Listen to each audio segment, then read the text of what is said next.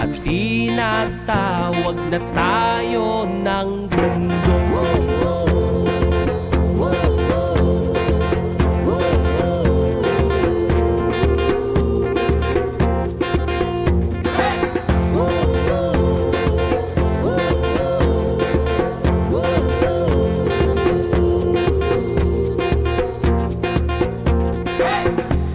Tumakas na tayo, malayo sa maraming tao,